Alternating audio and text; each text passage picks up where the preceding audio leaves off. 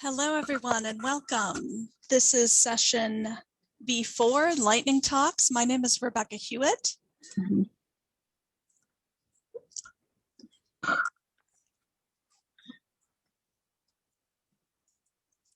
Somebody type me a message in the chat if you can hear me. Yeah, I can hear you, Rebecca. This is Madeline.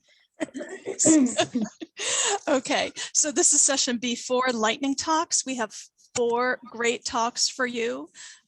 We have a triple dose of Utica, New York today. I'm talking to you from SUNY Polytechnic in Utica, and our first 2 presenters are also from Utica, but at Mohawk Valley Community College. So everyone will have an opportunity to speak and present for about 10 minutes, and then we'll have a few moments for questions if they are timely. And then we'll move on to our next presenter. So again, try to keep your presentation to about 10 minutes. We have not had trouble with that in the past. Most people have ended a little bit early, so we should have question time. Now, our first speaker is Claire, and Claire is from Mohawk Valley Community College, as I said, also in Utica, and she's a reference and instruction librarian. So how do we get Claire to be the main presenter? I think I'm already a co-host. You're already co-host. Okay. You seeing my presentation? All right.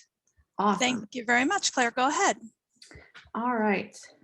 Hi, everyone. My name is Claire Ehrlich. I'm the reference and instruction librarian at Mohawk Valley Community College in Utica.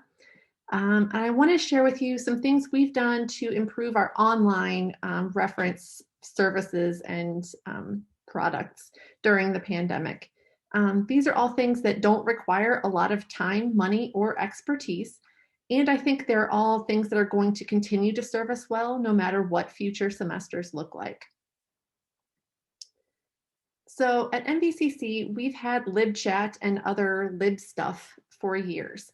But our reference service remained almost exclusively face-to-face. In 2019, almost 90% of our reference questions were asked in person at a service desk. So almost all of our staff energy was devoted to in-person reference and instruction. So when the pandemic began, our reference stats plummeted, as you can see from the slide, and we had a lot of catching up to do in order to reach our students again. We also had very limited staff time, pretty limited web expertise, and $0 for new software or products.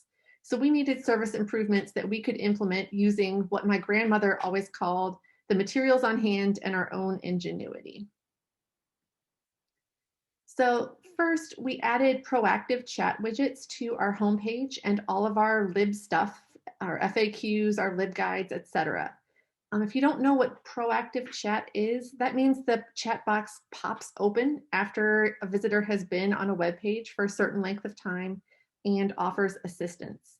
We implemented this sort of reluctantly. I read an article where one library had experienced a 650% increase in chat traffic after implementing proactive chat widgets.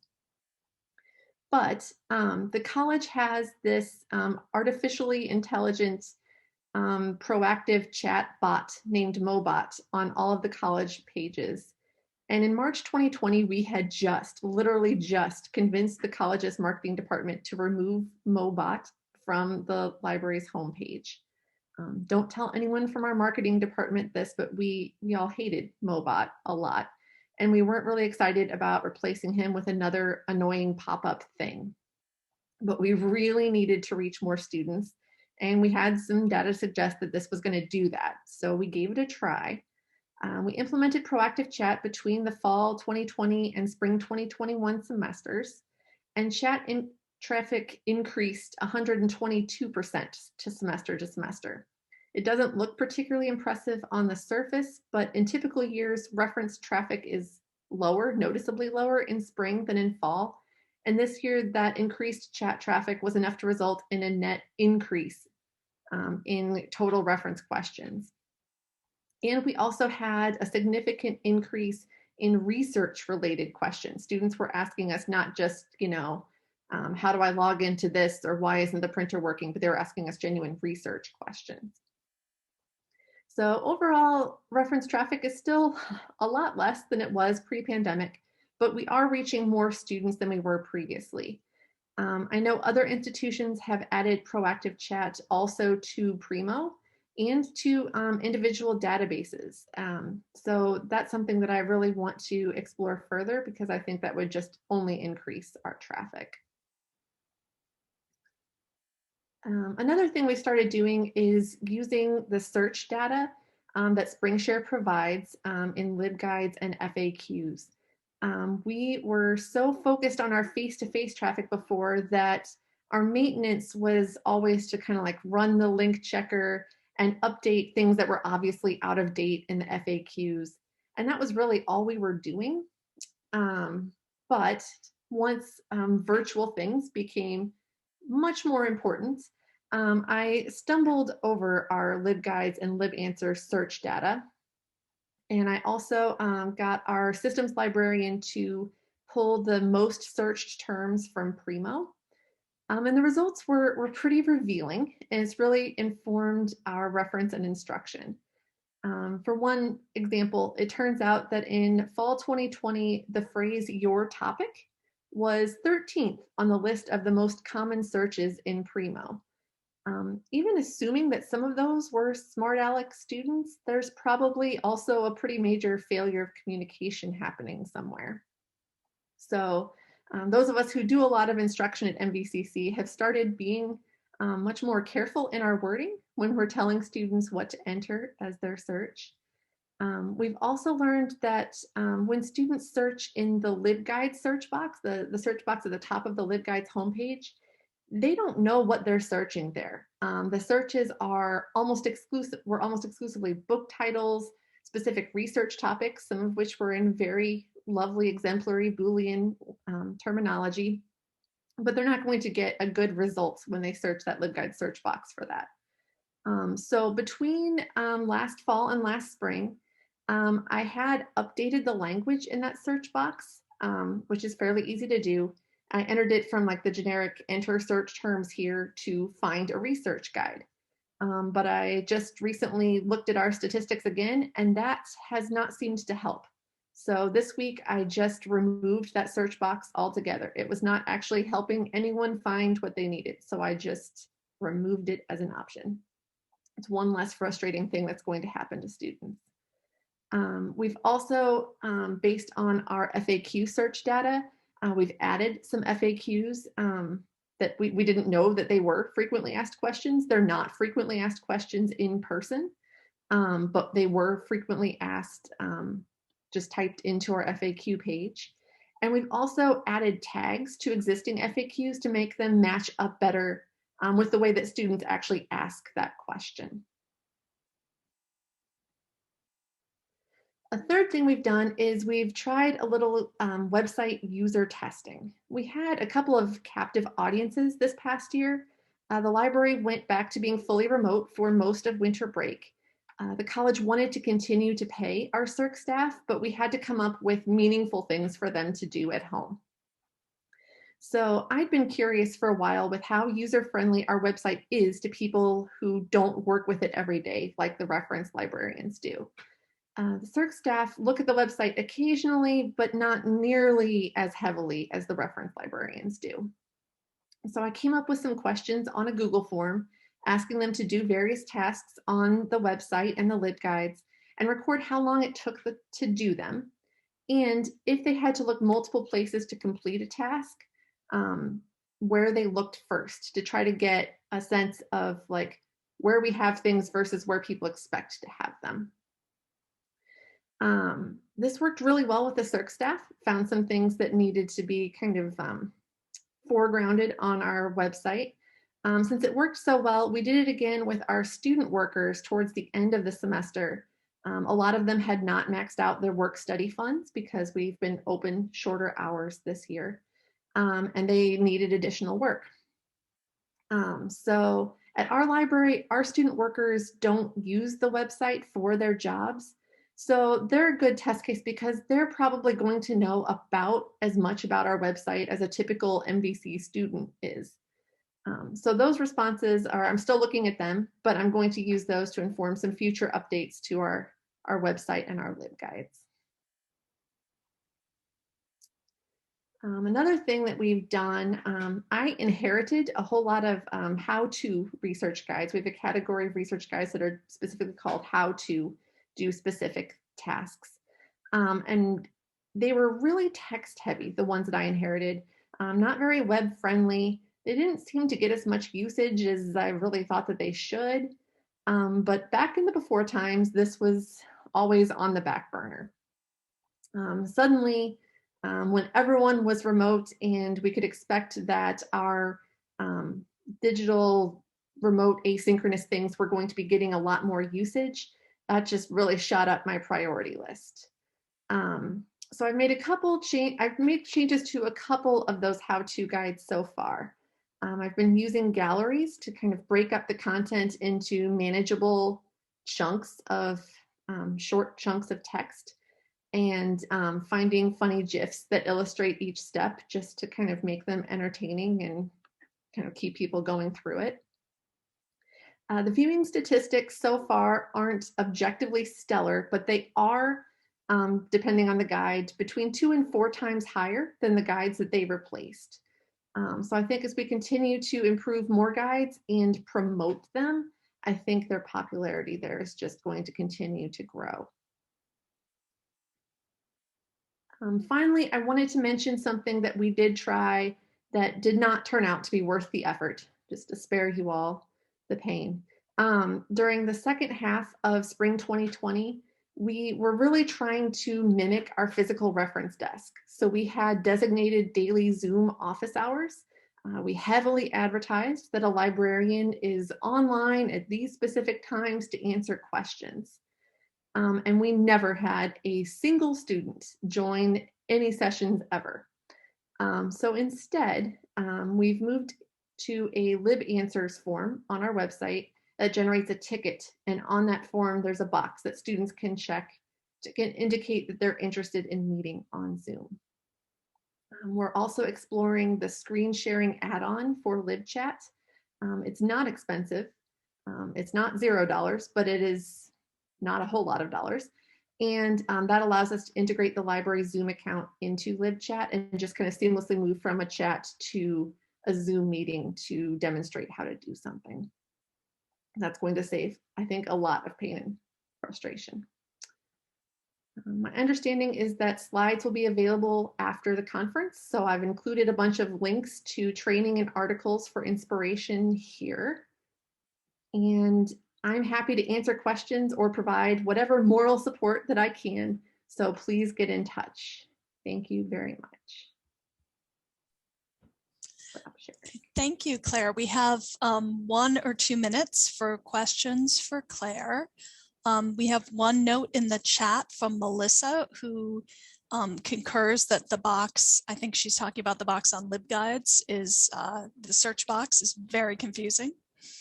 It honestly took me a while to even notice that it was there. And then, so I think there's a lot of people who don't even see it, and the people who do see it don't know what it does. So it's fairly easy to just delete a couple lines of HTML and get that gone. Makes very good sense. Okay, thank you. All right, our second presenter is Lily, who is also from Mohawk Valley Community College. And I want to assure everyone in the audience that not everyone in Utica, New York is a blonde woman that wears glasses. It just seems that way from today's session. Thank you, Lily.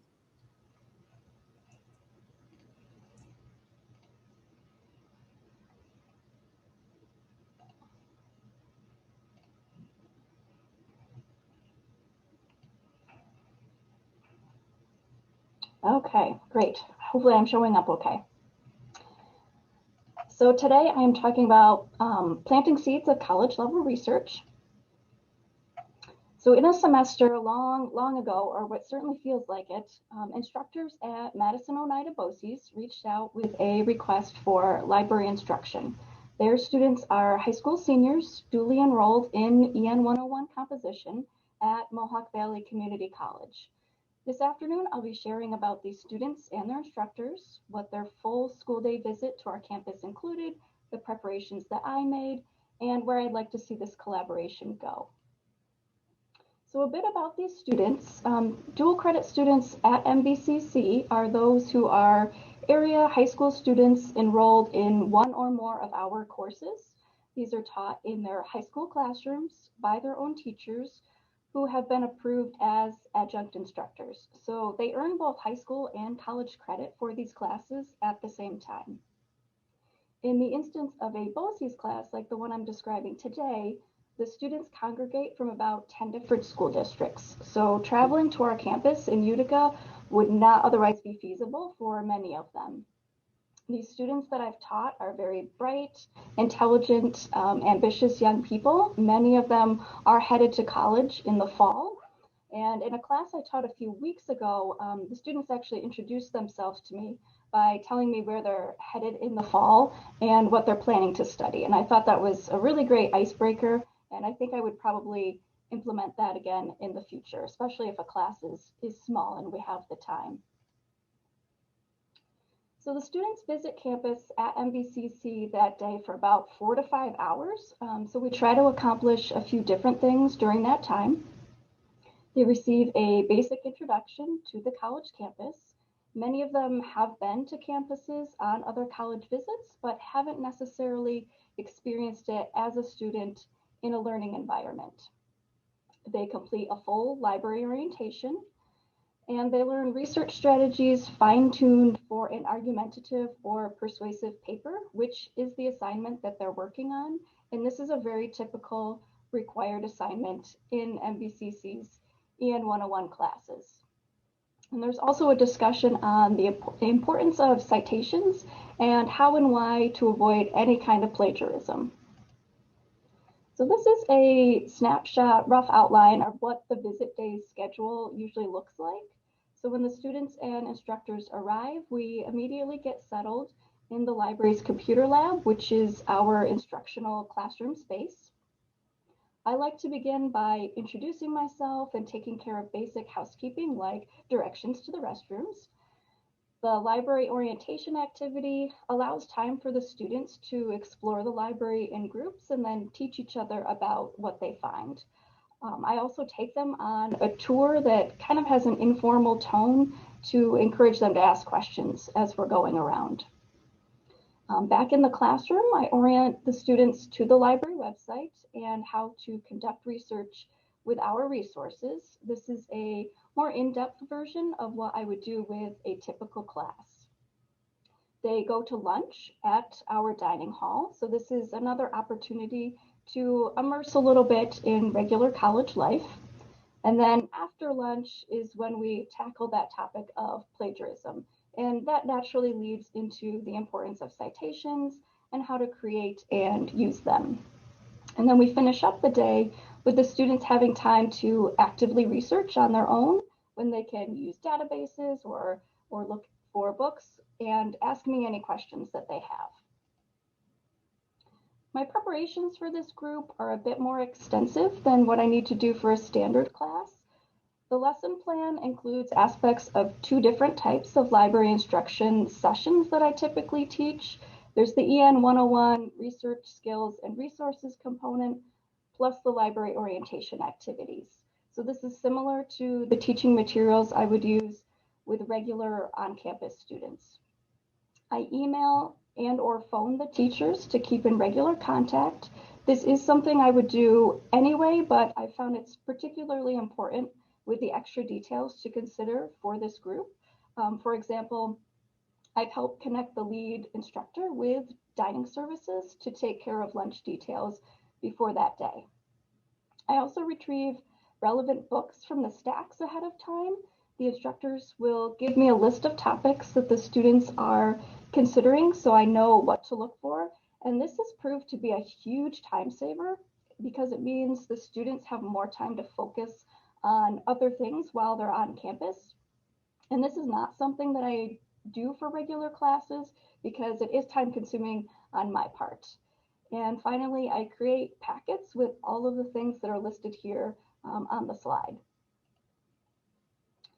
So I've already mentioned some of the ways this is the same and differs from a regular session of library instruction, and these are some differences that I haven't mentioned yet. There's fewer time constraints with this particular group. I usually have less than an hour with a class versus several hours with these folks. So there's a lot of flexibility just naturally baked into the day. I've noticed there tends to be more participation from both these students and their instructors. I'm not entirely sure why this is, but it certainly makes for a more interesting day, and it does keep me on my toes. I usually have to answer a lot of thoughtful questions from them. I don't typically do a tour at all with regular post-high school students, and when I have, it was briefer than what I do with this group. This tour tends to take a bit longer, and we tend to go on more detours because, after all, this is the first time in an academic library for many of these students. And another note in regards to the books that I pull from the shelves ahead of time, or any others that the students do retrieve on their own, they're welcome to check these materials out of the library and take them home with them. And many of them do. So because of this, the instructors have offered to take on the responsibility of getting the materials returned back to MVCC. Which is great because it means that any student who wants to get books that day can. It essentially eliminates any barriers to accessing these items. So as far as ideas for what more we can do, in light of COVID-19, we did have to adapt this collaboration in order to keep going forward with it over this past year. One change that I had wanted to experiment with was visiting students at their home classroom. I think this is an important option, especially concerning transportation issues, because field trips just don't always get approval. And we got to test this out this year because COVID just made traveling to MVCC completely impossible. And I found that it did work well for teaching about research strategies and resources, but unfortunately misses the library orientation component.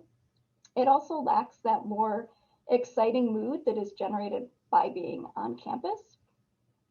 I'd also love to branch out to other schools and instructors who teach dual credit students. More than 25 schools partner with MVCC to offer these classes to their students, so there's certainly a lot of opportunity for expansion. And I'd also like to develop a LibGuide for the library website that is designed specifically for our dual credit students, and I imagine it would probably distill key library resources into one easily navigable place for them. So why should you develop this collaboration at your campus? So if you have dual credit students at your school, it's important to remember that they are your students too, even if you don't typically get to see or interact with them. Our campus and the library are otherwise not easily accessible to these students, especially when considering that some of the districts we serve in Central New York are quite rural and geographically far away from us. This provides additional resources not available through their high school libraries, which in turn, by its nature, increases the use of our library resources. And it ultimately helps to prepare individuals for their future experiences as college students. This familiarizes them with academic resources and spaces and the kind of coursework and expectations they'll likely encounter. So this is very much a student-centered collaboration. So finally, if there are questions that we don't have time to answer today, please don't hesitate to email me, and thank you so much for listening.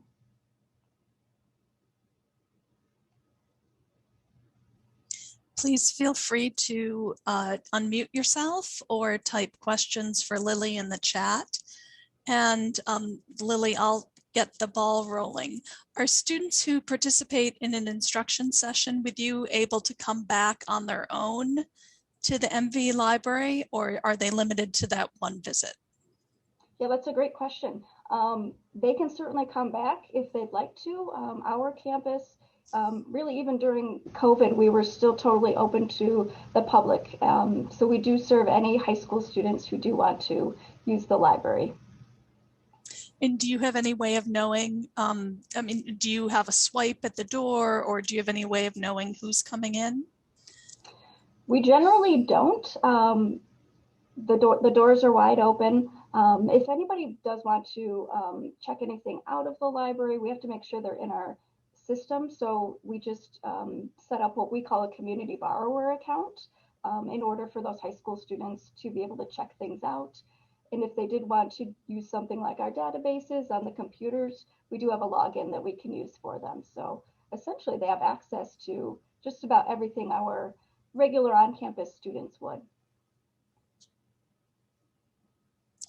All right, thank you very much. I don't see any other questions coming in. Did anyone want to unmute? Okay, thanks, Lily. We'll move on to our next presenter, who is Madeline Ruggiero, and Madeline is coming to us from Queensborough Community College. Hi, I'm Madeline Ruggiero, and I'm the Collection Development Librarian at Queensborough Community College. Can everybody hear me okay? Yes? Yeah, okay, good.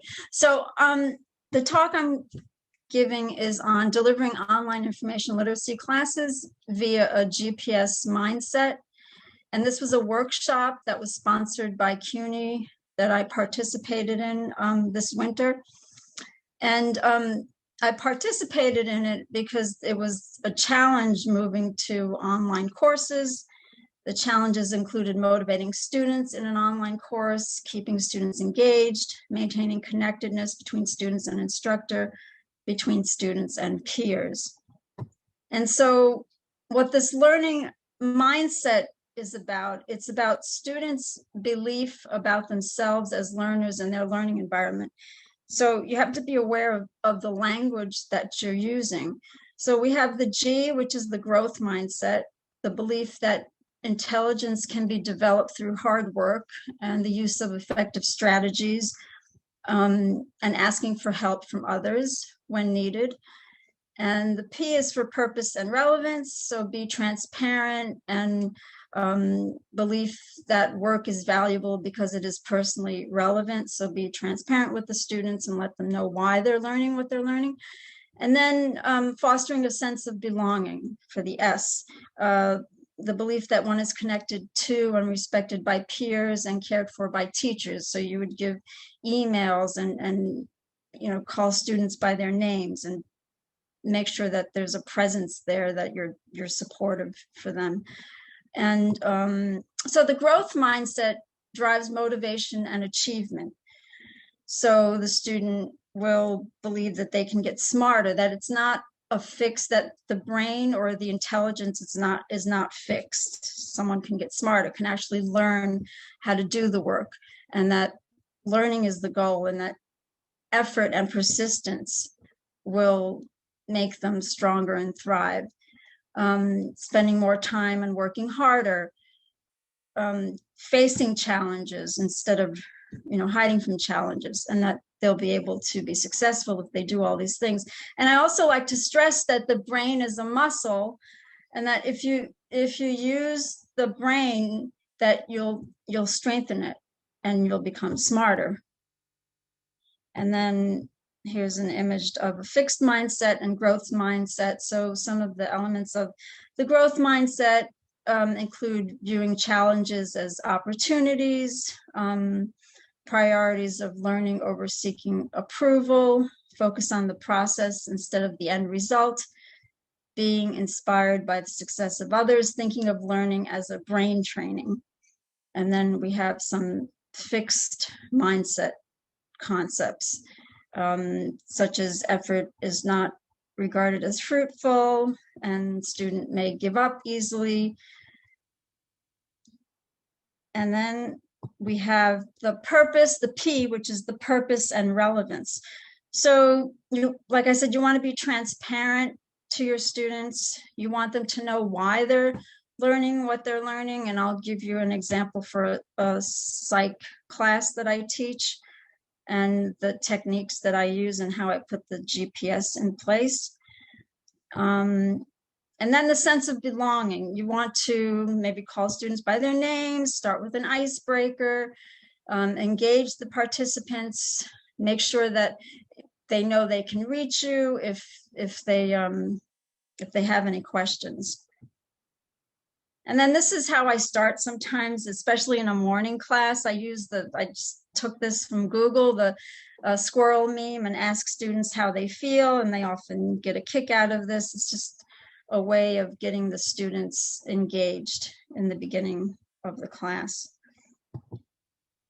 So my information literacy class, I'm the liaison to the psychology department.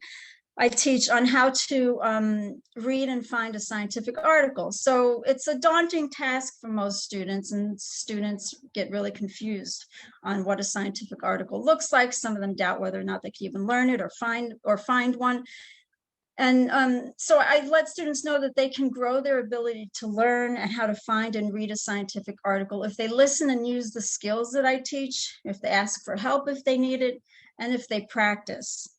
And then I tell them about the brain. The brain is like a muscle, and it gets stronger and smarter when you put it to use. And I tell students that they'll learn critical thinking skills by going through this assignment that will be useful for job seeking and promotions, and that they'll be also using these skills in other science classes, like maybe for chemistry, biology, or nursing, so that I let them know the relevance and the purpose of what they're doing. So what you might want to do is consider ways in which you can apply a GPS mindset to your information literacy classes. Can you embed valuable supportive practices and language into your one-shots, confirming students that intelligence is not fixed? Are you being transparent about the assignment and revealing a purpose to the students? And then the S is, how are you letting students know they are supported? And then I just want to show you, I have another slide presentation. This is the more formal one that has a lot of links, but I guess I could have the presenters send it to you. But there are a lot of links on here to, for example, the mindset workshop and the purpose and relevance of mindset. And you can click on a link here according to the people who put the workshop together. And then I have, there's also the other links here, and then there's some references in one of these slides. So these are slides that have a lot of links to them, and it was the set of slides that didn't have any pictures on it. So I created another set because I thought pictures would be more interesting. And so does anybody have any questions over what I just went over?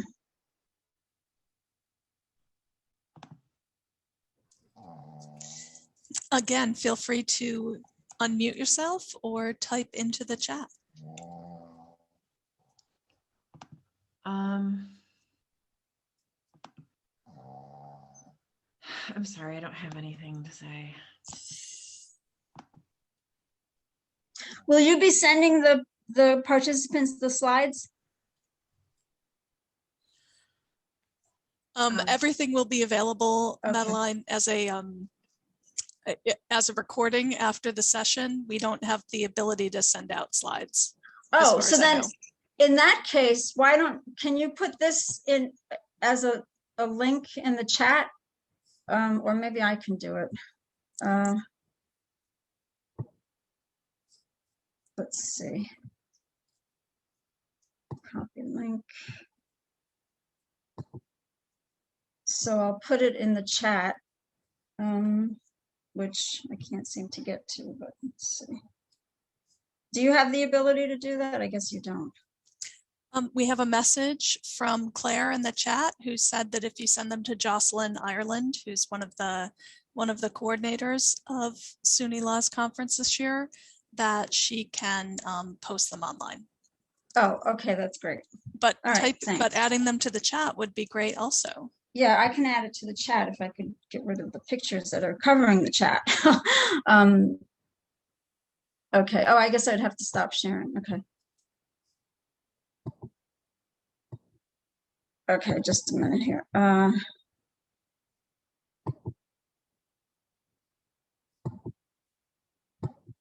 Okay, all right, there it's in the chat. Any questions? That was great. I'm familiar with the growth mindset, but the other two concepts are not something that I've worked with before or sort of paired with the growth mindset. Is that something that CUNY that was developed at CUNY? Yes, it was. And as far as the relevance and purpose, there's a framework called TILT. I don't know if you've heard of it. I guess if you Google it, you can get right to the framework that talks more about purpose and relevance when teaching, of being transparent. Thank you so much. All right, Okay. this is the best behaved group of lightning round presenters I've ever worked with.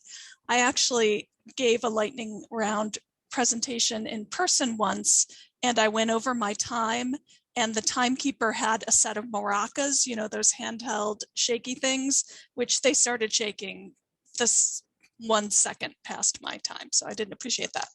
All right, our next presenters are Kevin Adams and Samantha Danek from Alfred University. Kevin and Samantha, thank you very much. Hello, hang on, let me share my screen. Push the correct buttons.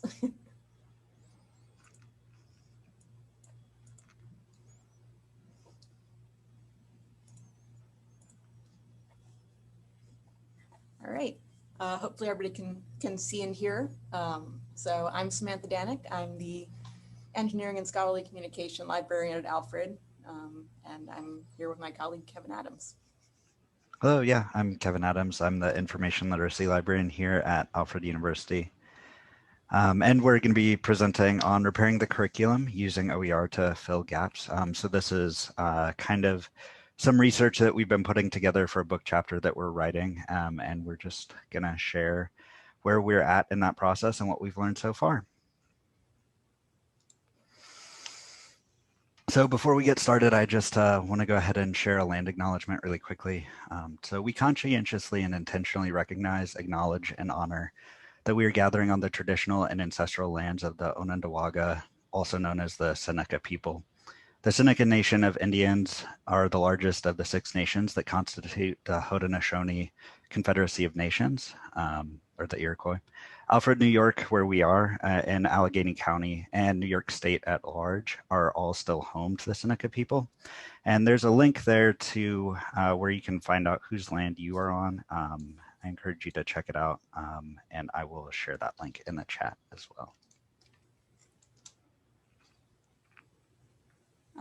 So as Kevin mentioned, this is kind of part of a longer term, larger scale project that is in the process of becoming a book chapter. And in this talk, we're really going to be focusing on kind of the questions that led us to there, some of our initial thoughts and findings. But we also want to acknowledge that there are a lot more questions than answers, certainly for us at this point, and that people have a lot more perspective to offer. So we really welcome any comments or insights as well, because it is a growing and developing area. So our first questions that we kind of asked when we were getting started with this whole process and figuring out where we're going to go with our research, we're revolving around knowledge and knowledge creation. So like what kinds of knowledge and knowledge modalities are included and excluded in the American higher education system, including how is this created and shared? And then what is the impact of that? So what impact does the exclusion of specific types of knowledge have on students, have on narratives and the broader context of the curriculum, and have on historically marginalized people? And then we started to think about how can we remedy the approach to provide a more inclusive and complete experience, and how does OER kind of fit into all of that?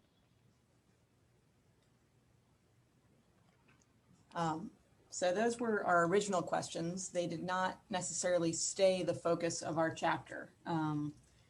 Our initial conversations, as Kevin had mentioned, really focused on kind of types of knowledge systems. We looked a lot at indigenous knowledge systems and oral histories. And then we recognized pretty quickly that we really don't have the authority or the expertise to dig into that the way that it really ought to be. So we rescoped, like any good librarians with a research topic that they find themselves not being equipped for. And we really wanted to focus on the history of kind of publishing and the development of the Western curriculum, Western higher education. For context, in our usage, we're using that as kind of shorthand for the American, Canadian, kind of British Commonwealth, Western European higher education system.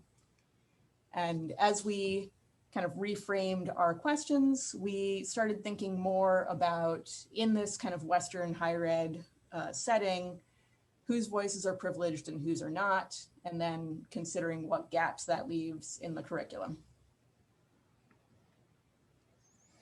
So exploring these two main questions, we looked to several different key sources and kind of ways of thinking about this that we found really helpful in our research. And that included critical librarianship and critical pedagogy, a bit of critical race theory, although really just kind of getting started and understanding what all is going on there. Looked to some important work from Indigenous historians, and one specific organization called Cite Black Women. And there were many others, but those were kind of the key influencers on our thinking and our research throughout this process. So in looking at whose voices are privileged, we found the answer to be primarily within format, the written word, specifically the static written word. So this tied in really strongly to thinking about also the privilege of the peer-reviewed written word. So as we explored that and the history of that a little bit, we found that there were really strong connections to the history of peer review and class, gender, race, all of that kind of amounting to the privilege of upper class white men being knowledge creators. Now this has kind of since evolved, but we still see a lot of the same kind of problems of bias in our more advanced systems of knowledge production and sharing. So I want to highlight a couple folks here. So Richard Delgado wrote an article in 1984 called The Imperial Scholar, which is a fantastic law review article, which will be in our references at the end. And then also citeblackwomen.org is a more current source to explore this. But what we found from looking at both of those was that there's a pattern of leaving out Black peers and cited work of white scholars. And this is compounded kind of by the scholarly publishing model that creates a vicious cycle of those who have been publishing for a while are able to, accumulate a certain number of citations, which leads to more clout, which leads to them being cited more often. So looking at that, we can kind of start to paint a picture of whose voices are privileged in this. So in our chapter, we kind of argue that this privilege creates several main gaps in the content, representation, and methodology of the curriculum. Within content, we see an exclusion and sometimes even a co-optation of narratives that we see throughout the curriculum. I especially see this in history. That partially comes from my background in training, though. We also see that marginalized identities and perspectives are severely underrepresented. And we also found that there were some really valid methodologies, particularly those that originated from or drew on traditions of marginalized people that are traditionally ignored. So this creates gaps that leads to an incomplete knowledge landscape that is missing contributions from many different voices that are systematically marginalized, and one that I didn't touch on a whole lot in this slide, but it also starts to include, and you can see connections to early career scholars and even students being left out of that conversation. Yeah, and the notion that, kind of we've been on this road for a while and then the problem compounds is really a key one. And that's kind of where open educational resources step in. They are not brand new, but kind of as an entity, OER is kind of having a heyday right now and really stepping into the limelight. And there are a number of aspects of and properties of open educational resources that lend themselves to being able to fill those gaps that Kevin kind of laid out in the more or less traditional Western curriculum. Starting with the fact that because many OER are born digital and kind of distributed online, they can be living resources. They can be edited and reevaluated. And this is, partly a issue of formatting, but also an issue of rights. Kind of the key hallmark of an open educational resource is sometimes shortened to the 5R freedoms. So that is a copyright thing, and basically without needing the permission of the original author or the copyright holder, anyone is free to retain, reuse, revise, remix, and redistribute open educational resources. And so that creates a lot more entry points into the process at a variety of stages. In development, after something is put out, you continue to add to and edit it. And they largely exist outside of commercial publishers. They're not generally distributed for profit. So there is more room for kind of non-standard or maybe not as prestigious, quote unquote, authors to enter into that creation process. And that leaves a lot of room for new voices. Particularly exciting for pedagogy is student voices. People who have been left out of the process of kind of traditional publication now have an inroads into scholarship.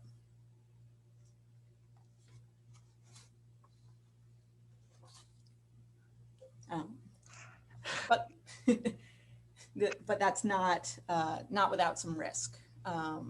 There are potential pitfalls that can emerge in these processes and in these projects. Not least of which is really having to engage really thoughtfully and think critically about the development process and maintenance. Kelly Hurst is a presenter. I'm unfortunately blanking on the title of the webinar that we saw her in, but it was fantastic. Hopefully Kevin remembers.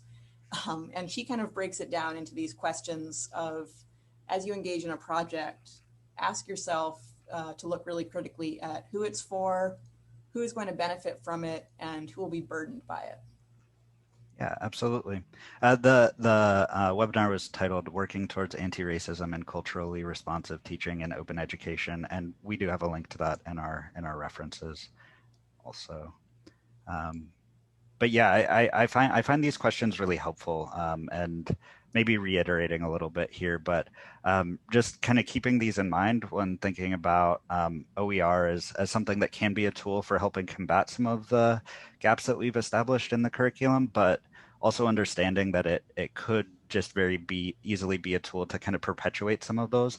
So being really careful about how and why we use them, and making sure that there are safeguards in place to kind of use OER as a tool to create a more holistic information ecosystem that is more inclusive and doesn't have these kind of bold holes that can present such a repetitive problem. And engaging in that process thoughtfully is another kind of aspect to this renewed look at kind of where our educational resources come from and where they're going. Commercial publishers may not be asking these questions either. So this is also an opportunity for new players, new knowledge creators to create a more thoughtful knowledge ecosystem.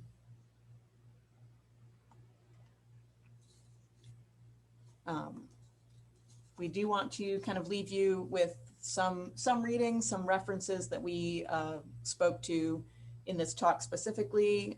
Hopefully when our book chapter comes out, all y'all will read it, and there will be a lot more references there. When our slides are distributed, these will be available with those, obviously. And you are also more than welcome to contact Kevin and myself.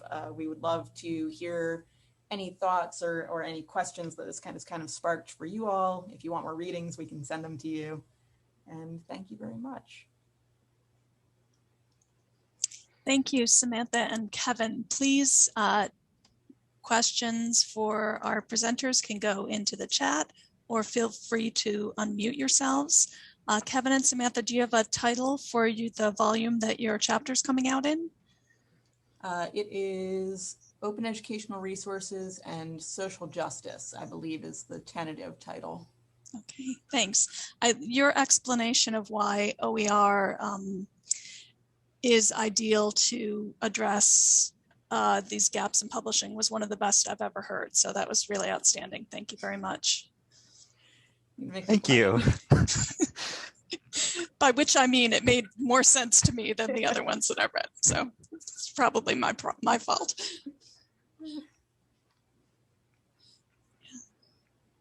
So we have some praise for you in the chat. I think this whole session, all four talks in the session have been a fantastic blend of very, very practical and theoretical. And I think that's been fantastic.